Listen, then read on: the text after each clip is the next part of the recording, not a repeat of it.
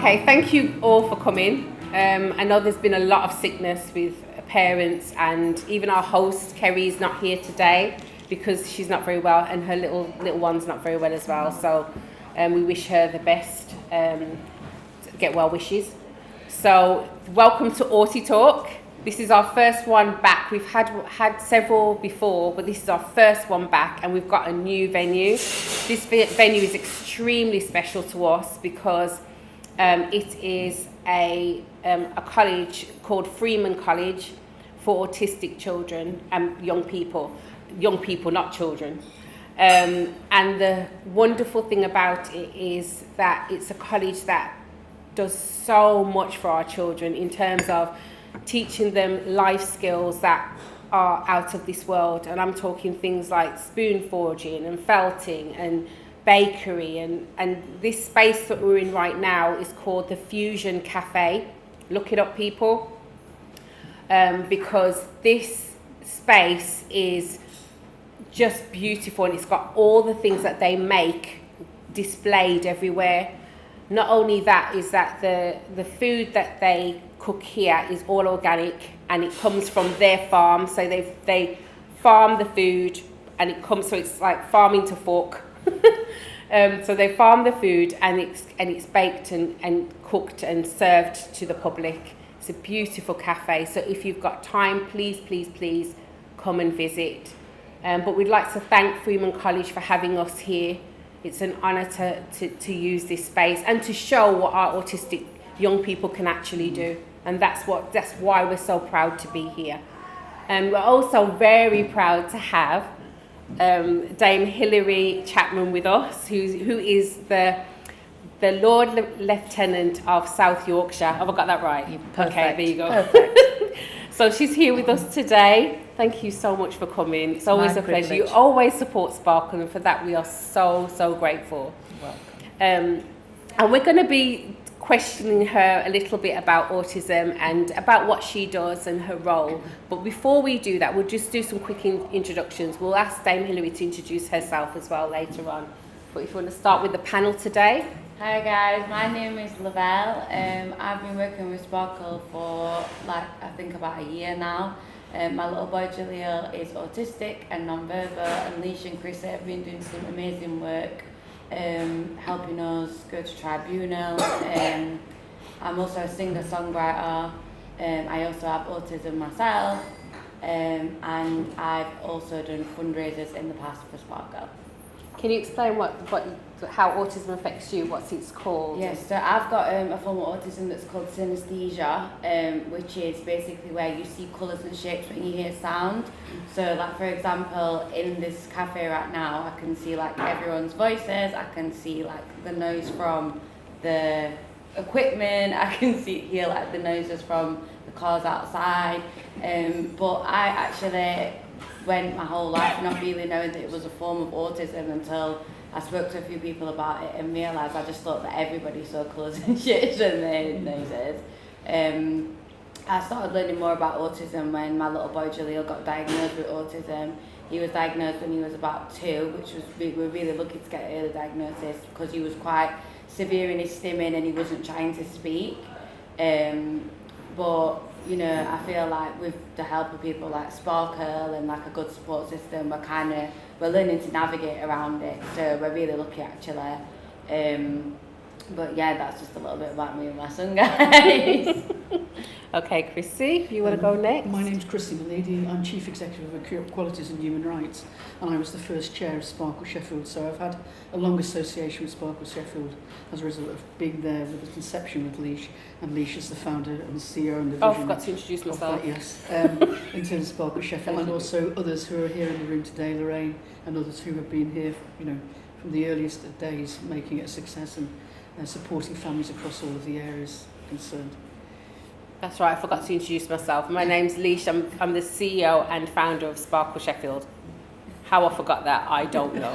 But you know, it's one of them days. It's Monday morning, give me a break. And we've also got Lorraine here, she was one of the third, you're the first parent? one of the first parents ever that Sparkle had 10 years ago. So, and she's now a trustee, so we're really happy to have her here too. So, Dame Hilary, if you could tell us a little bit about yourself to start off with. Of course, yeah. I'm Hilary Chapman. I'm the Lord Lieutenant of South Yorkshire, and that means that I am the personal representative of the King in our county. And my role is to represent the King, to uphold the dignity of the Crown, but also to promote our county and everything that's good about it. So that can take any form. It can be about education, health, business, industry, anything, voluntary services, anything except politics. That's the only thing we don't touch as Lord Lieutenant. So there are about 100 of us across the UK. It's a real privilege, it's a voluntary position. We're appointed ultimately by the monarch, and you do whatever you would like to do in your role. So I spend a lot of time promoting our county, and that's why I got introduced to Sparkle. So it's a pleasure to be here today. I'm so glad to hear. I'm a nurse by background, I'm a registered nurse, and I would say from the outset that does not make me any form of expert about autism. So that's not how it works. It's a learning curve. We learn something new every day. Yeah. So, okay. Well, to start the, I'm going to just ask the panel a question to start off with. I'll start with you, Dame Hilary. It's a bit out of the box and it's a bit different. Okay. I wanted something just to lighten the mood. So bear with me. So the question is, if you were a drink, what would you be? Champagne. Oh yes, Absolutely. It's because it's I think it's a fizzy drink, and I'm quite a fizzy person because I like to think I'm enthusiastic about things. I like to think it looks beautiful in the glass. I'd like to think that. So I'd be champagne. I love that. Chrissy? I would think maybe 2 drinks. Of course. Carrot juice for obvious reasons. And possibly sparkling water. And What's the reason for sparkling? Sparkling water. Not just that I like sparkling water, but just because of the energy in it. There's constant energy and bubbling. That's true. And uncontrollable, basically. I agree with that. I'm with that 100%. Lavelle? I would say that I'd be a hot chocolate. I knew I was going to be hot chocolate. Oh, well, you can't be. Because I'm a hot You must chocolate be too. Go on. I would say hot chocolate because I feel like hot chocolate is, very homely. It keeps you very calm, lets you have a good sleep. And yeah, I would say it's just my favourite drink. I've just been drinking it ever since I was born. And I love it. Milo specifically, I'd say. Okay, you're Milo then. Milo. She's Milo. I'm hot chocolate. I'm hot chocolate.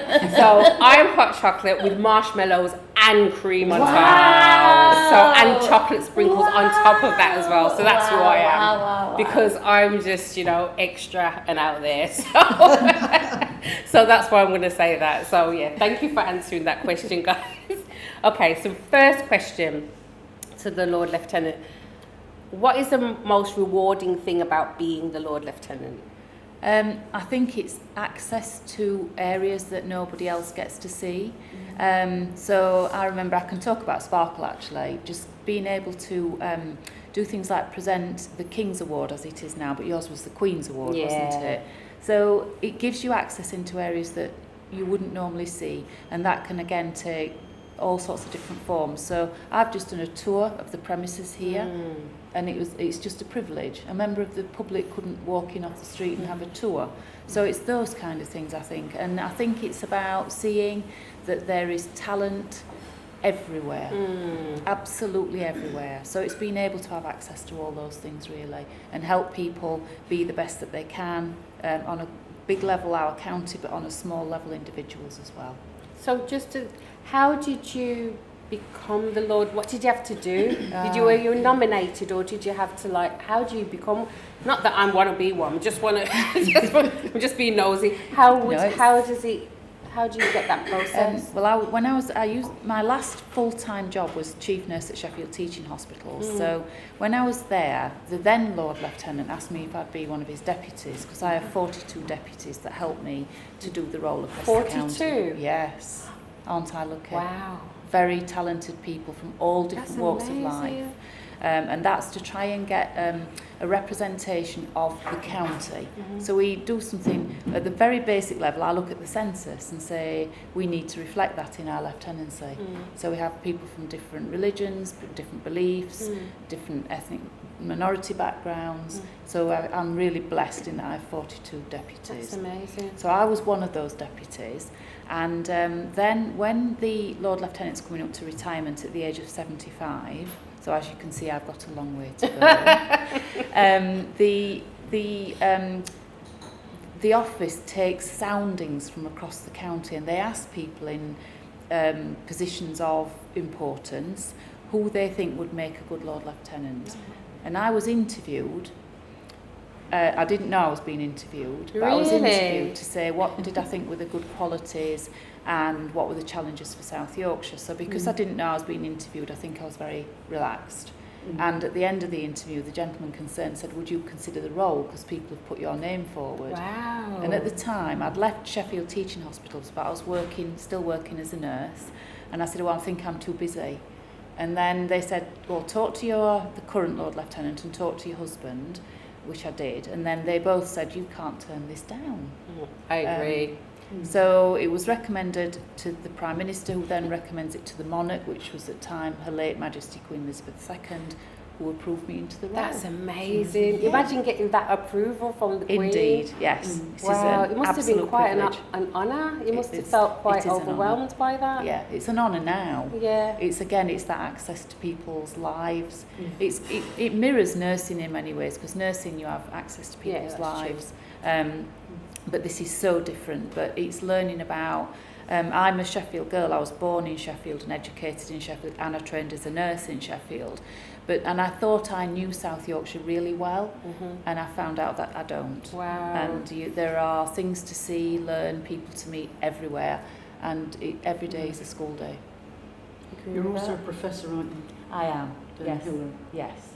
At Sheffield Hallam University, which I'm also very proud of. I'm very proud of that. Yeah, that's amazing. Wow. Can you tell us what a day in the life of a Lord Lieutenant would look like? Like, so what would your typical, like a busy day look like for you? Okay, well, every day is different, and it's very much driven by me, who I want to meet, what I want to see, but also by invitations. Okay. So today I'm invited by Sparkle to come here.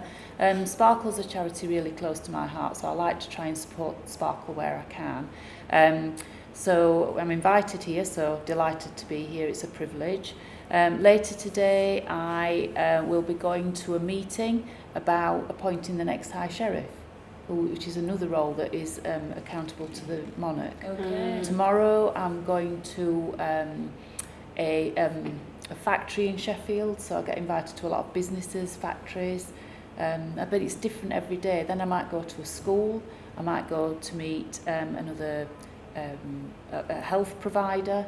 So I was at a rehabilitation centre last week, so it can be absolutely anything. Okay, that's amazing. Yeah, so there isn't really a typical day, but every day is different. And Every day's a different day. Yeah, it's great.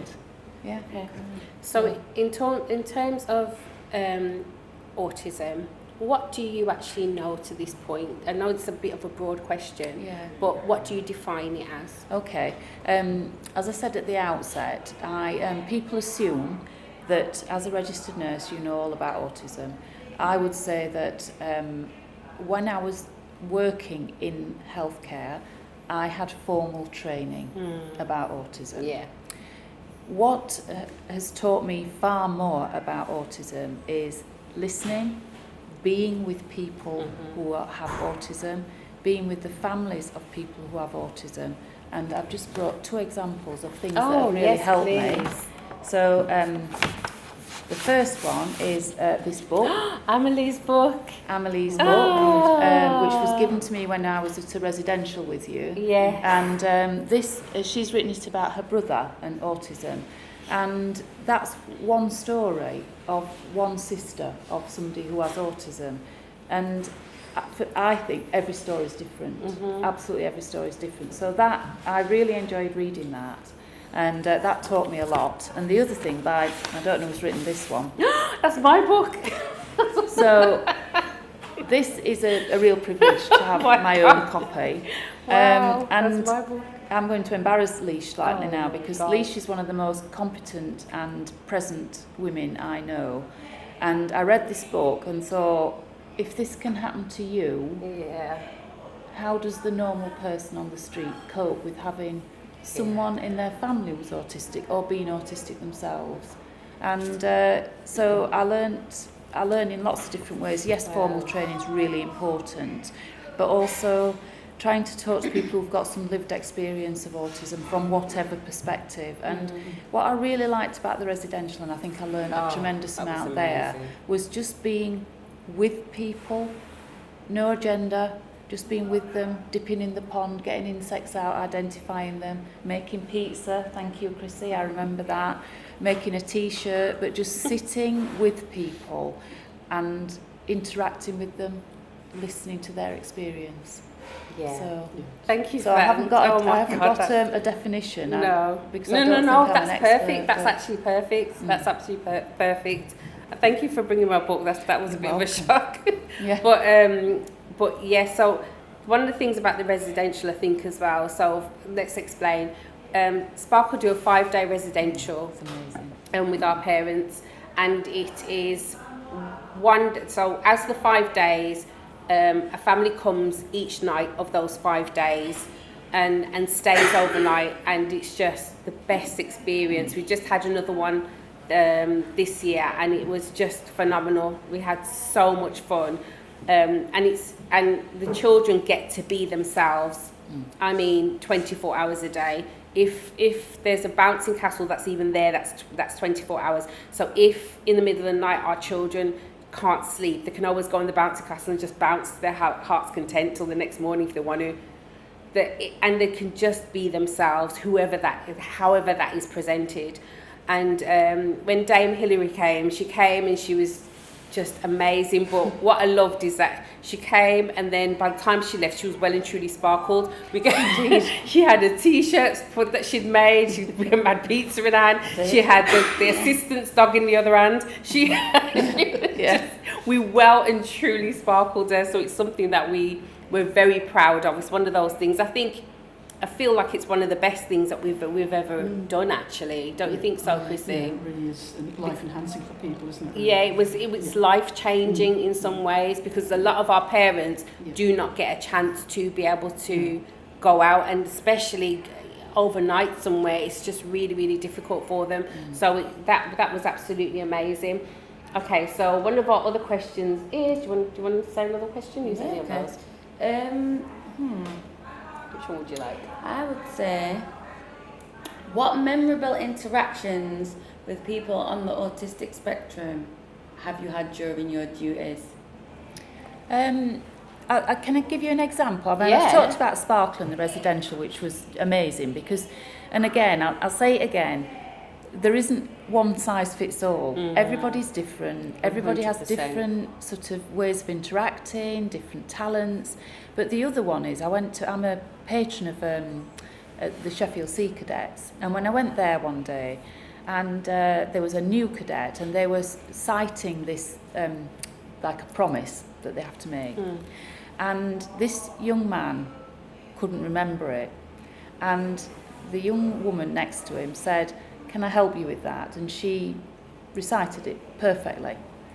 And I said, "Wow, that's amazing." And she said, "Well, I'm autistic, but I'm really good at remembering things like that. I can learn it and I can repeat it." Wow.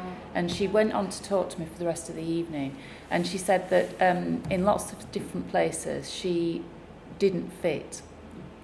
But at the Sea Cadets, she felt that she fitted in and she could be herself, because she had real talents that were really important in that setting. Yeah. So that's probably a really memorable interaction. But I think I'd also say I'm no expert, and you don't always know that someone's autistic. They might tell you, they might not. Yeah. So it's lots of different experiences really, and again, everyone is different. I mean, I've had the privilege of meeting some of Liesje's children, and they're all so different. They're just individuals, of course they really are. So lots of interactions with Angel and things like that that are really special. So Perfect. Thank you for answering that question. You're welcome. Do you want to ask another one? I'll be the host, guys. Hi, guys. She wants to. No, She's the anchor woman. That's fine. Do you know what it is? I just think it's just do so... your own question if you want to. No, because do you know what it is? It's just so, like, not... I feel like there's such a negative connotation around autism sometimes. Like, I feel like sometimes when people hear, oh, you know, you've got an autistic child, straight away it's like they're almost extending their, like, sympathies to you. I get a lot of, oh... Yeah. I get a lot of that. Yeah. And it's not yeah. it's woohoo! Yeah, that's what I just literally. say. I literally just turn it around and say that's what it is. And I feel like I'm crying. I feel like it's just so nice to like hear like someone talking about like the positive for once, because you can get so caught up, because it is very challenging. Like, for example, my little boy, he's non-verbal, he has meltdowns, sometimes he gets frustrated. However, that is probably like 5% of like him as a whole. He's so loving, he's so caring, he's so kind, he loves outside, like he sees the beauty in small things, like the trees blowing. Like, he'll just stand and watch like trees blow and things spinning around. So it's like really nice for me to hear, because I'm still so early on in my journey. My son is only 6, so it's just really like nice to hear, like, you know, people say nice things. So I guess what my question would be do you feel that, how do you feel, obviously we all know that in terms of like the SEN stuff in South Yorkshire, it's not, you know, in the place where it should be, in my opinion. Do you feel that there's anything that, you know, can happen to, I guess, change the way that it's operating? Like, do you feel that there's things that people could do to kind of make the narrative a little bit different, and to like help things, like processes, become easier for parents? Because I personally feel like, you know, they make the processes, like the council and stuff, make it so difficult, and you're already at home dealing with meltdowns, you're already at home dealing with the emotional pressure and stress of just having an autistic child. A lot of parents don't have the fight in them to go to tribunal, they don't have the fight in them to, you know, petition for the funding, to get the EHCP or just whatever it is, which is why charities like Sparkle are so important, because they will help you with stuff like that. But I guess my question is that you, like, as the Lord Lieutenant, do you think that there's anything more that can be done, and like what do you think that process kind of like looks like? I actually think that's her nurse's answer, not your Lord Lieutenant answer. So as a nurse, I think, because that's what she will see and she's on that. So can you answer that from a nurse's point of view? I can, yeah. And I think the greatest thing I learnt as a nurse was to listen. Yeah. Because I have had training, formal training, but it didn't answer all my questions. But what did answer my questions was when I was looking after a young man who was autistic and non-verbal, was talking to his mum and saying, how can we best care for your son in this alien environment? Because hospital is an alien environment to the vast majority of people. But how can we tailor his care so that it works for him and for you as his mum? So I think that's my my greatest piece of advice, I guess, to anybody would be, please listen, please ask the questions.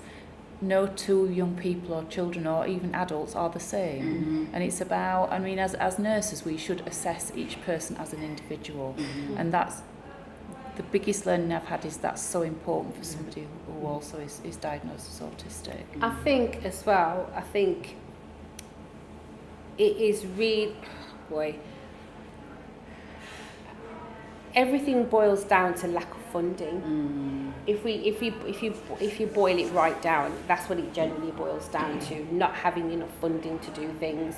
And I think that's across the board with so many different things. Money seems to be the main problem here.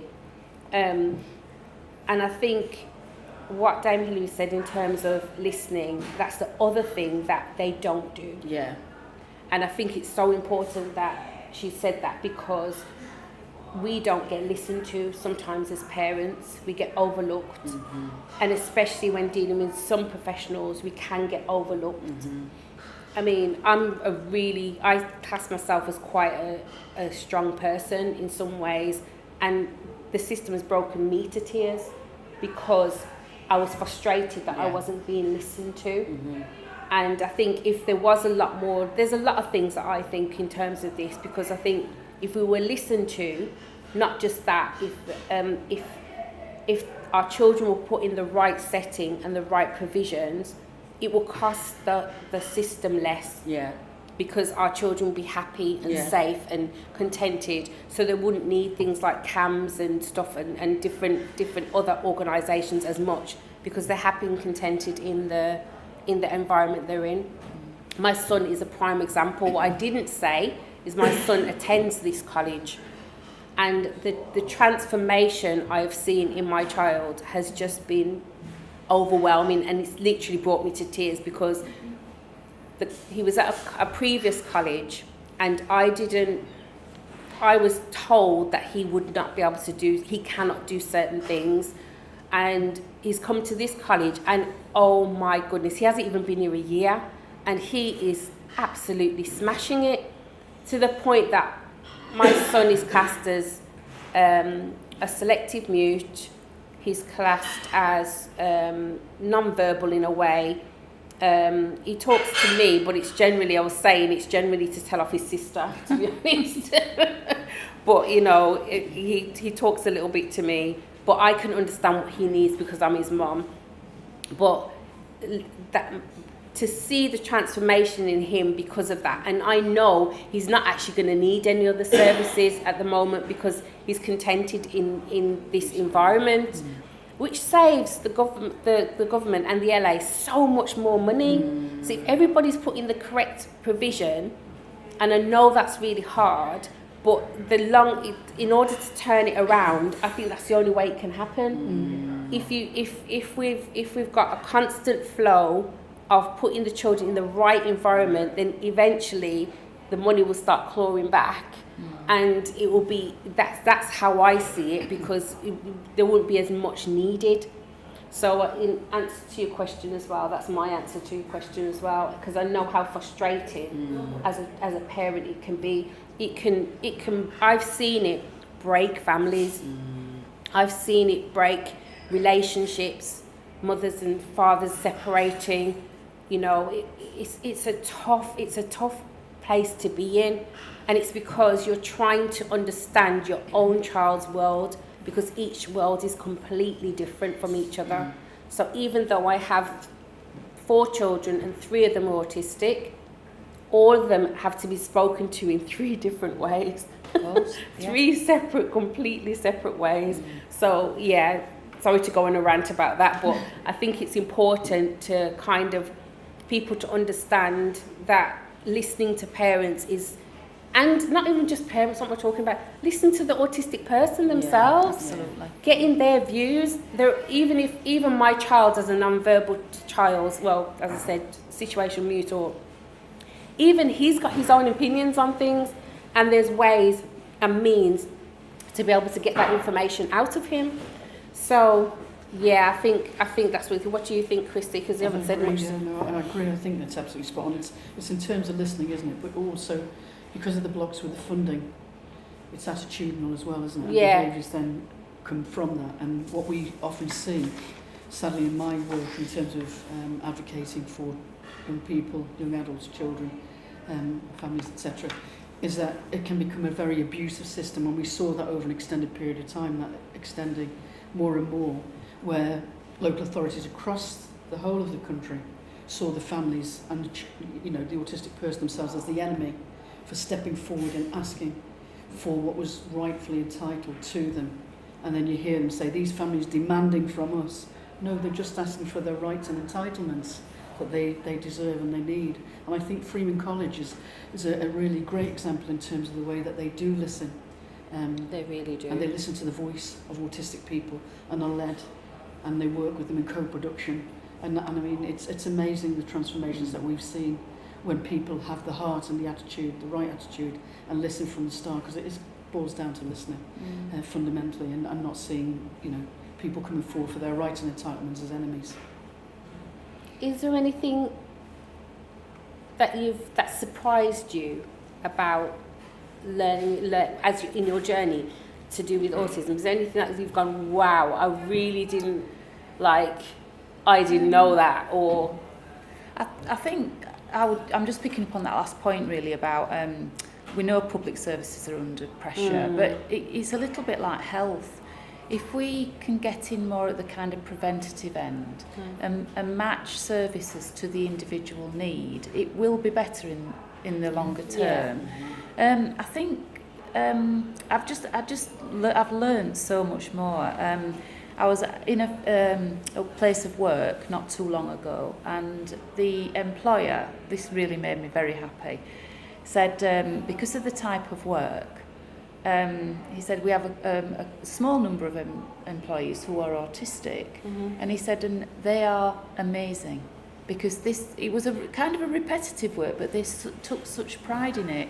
Now, again, I'm not making a generalisation, but he felt that he'd only got a small number that his workplace could support these people. They were young people, and they weren't three people the same, they were three different people, and they were all good at different things. And it's almost about finding that, finding where the needs are met, whatever they are.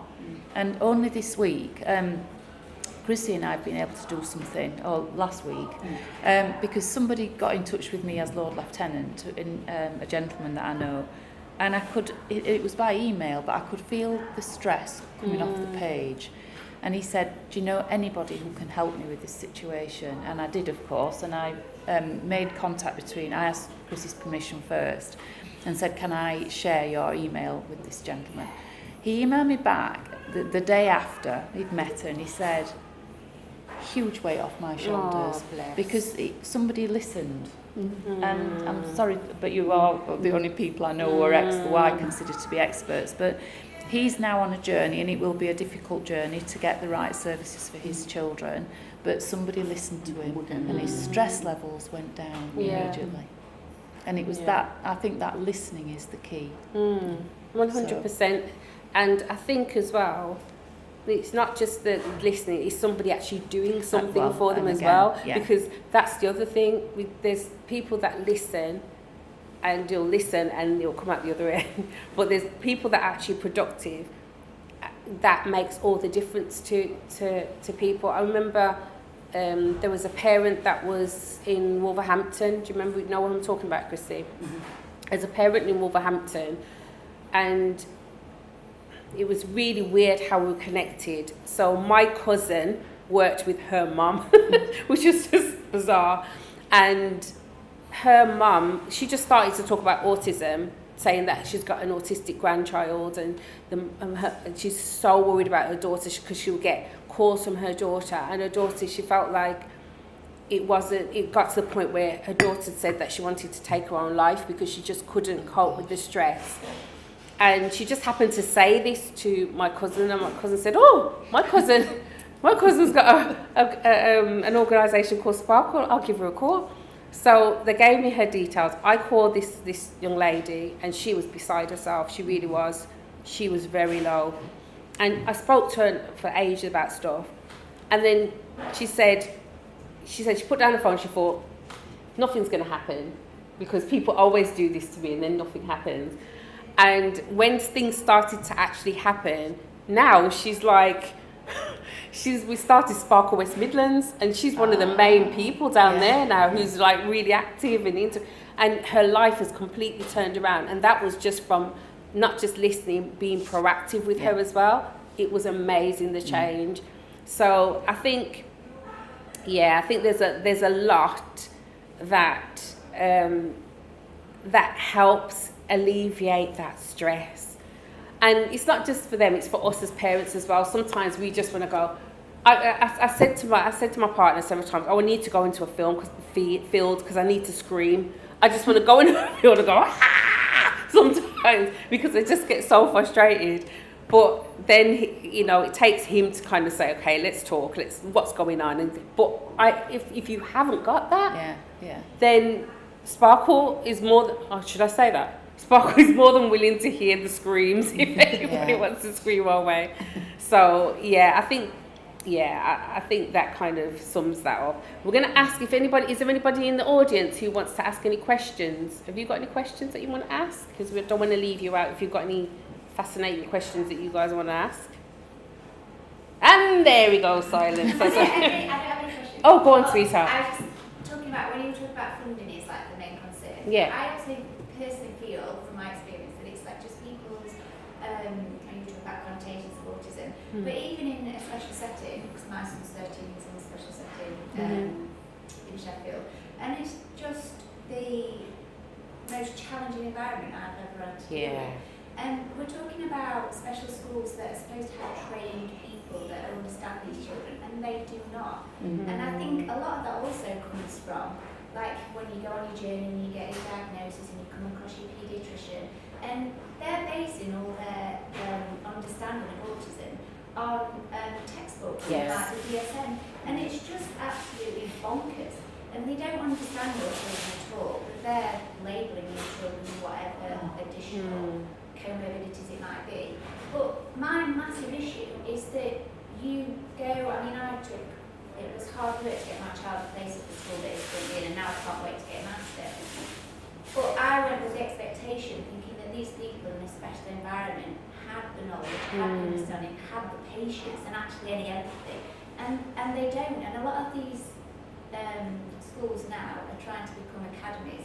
And all that's happening is, the twist of that is that it's all about funding, because they just want they don't want funding for the kids, it's to build in funding for the staff, because we've now got layers and layers of co-heads, assistant heads, and that funding's not going to the right place, which is the child. It's become a daycare centre. They don't seem to pay any attention to what the child's need is, and it might be a fluid curriculum, but these children are gifted in different ways, but they're coming out at the end with with nothing really, because nobody's got paying the attention to the child, and it's all becoming very institutionalised.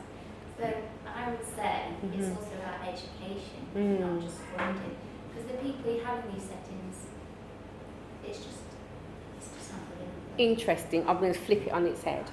Question: If you could change things, how would you like to change it? Because I think it's important that people.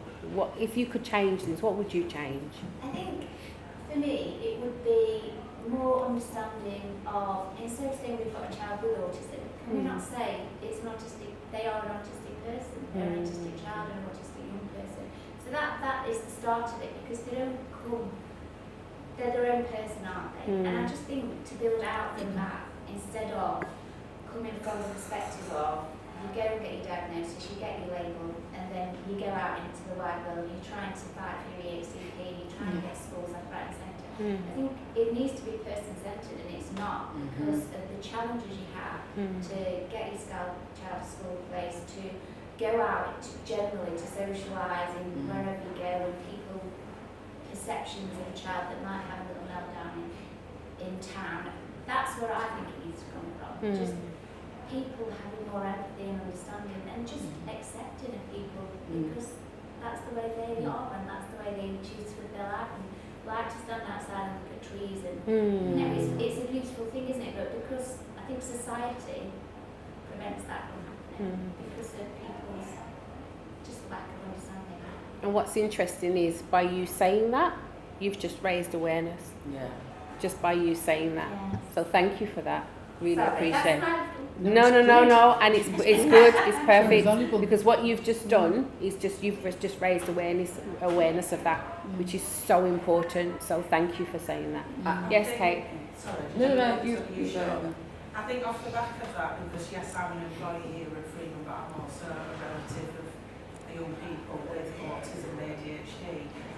For me, what I find frustrating is just the lack of awareness that is created by local authorities and local services that are there to signpost to the correct support groups or the correct therapies or the correct provision. And what I see is a lack of awareness and a lack of signposting to a breadth of provision that is out there. And that's what I find frustrating. I speak to so many parents day in, day out that just don't know what's out there and don't know what the process is. So aside from my role here at Freeman, I really try and champion that awareness from my own intrinsic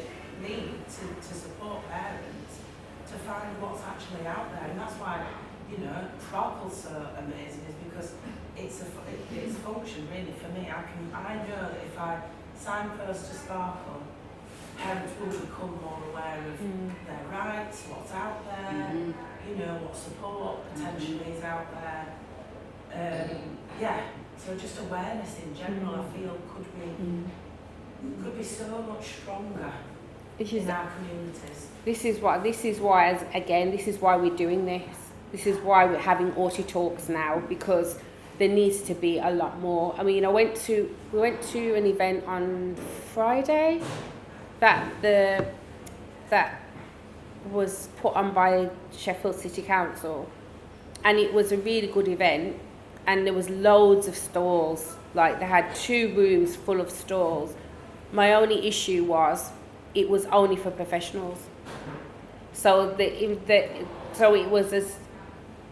it was a professional event for professionals. And a lot of things that are done by professionals are done for professionals when it should be done for the public. So I was standing there thinking, I'm at this event, and I'm going to be honest, I wasn't, when I got told to go to it, it was important that we were there. But it was also, I was standing there thinking the amount of parents that would benefit from everybody in this room. And it was really frustrating, because I thought, well, why did you not open it out to the public as well? And I understand that professionals do need to know to signpost to others. But why, when there's parents out there who are ripping their hair out because they've got nowhere to go and don't? So this, another reason why we're doing this is so that they can watch back over this and learn different things from us. And that's why I have a different guest each time. So, because I think it's important. One of the guests, I think our next guest is Dr. Luke Bearden, who's amazing. And he's been in that profession for a very long time. And I think it's important that whatever he's going to say is going to, oh boy, I can't even imagine what he's going to say that's going to help parents. Yeah. So every step that we take as Sparkle, I know we call ourselves a Sparkle family, but we do that on purpose because we have that family orientated way, and because I hug everybody, let's be honest. I do hug anybody that moves. So that's another reason why.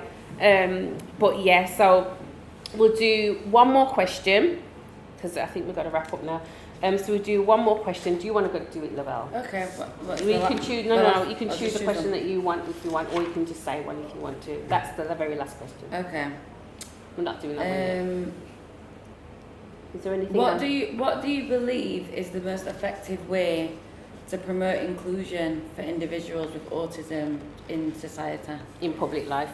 I think it's there are multiple answers to that, and it is about again assessing the individual and helping them. I mean, what I've really liked about what I've heard this morning at Freeman College is, because I was saying, I know in education we have outcomes to achieve, and I was saying, how do you negotiate outcomes with an individual? And it's what's right for them, isn't it? So I think it's about, there are so many different answers to that question, but it's one size won't fit all. One answer won't answer all the questions. It's about, there's lots of different things we need to do. But one of the things I've noticed recently, which I really like, is I was driving back from Doncaster the other day, and 2 programmes back to back on the radio were about people who were autistic, who've been diagnosed as autistic. Now, I'm not advocating this at all, but it was really interesting to hear that there was this mom of an autistic boy, and she's a comedian, and she uses comedy to try and educate the public about autism. Now, I'm absolutely not saying go and see her, but she's called Autimama. Autimama? Yeah. I want to see this. Have you seen it? Yeah, I'm going. Are you? Yeah. Yes, So, that's great. Yeah. it's in London, isn't Yeah. it? So she was on the radio, and she spoke about it, and using humour to help people to understand what it might be like. I mean, she was really entertaining, and I think it was that show where they played a piece of music that her son played on the piano, and it was amazing.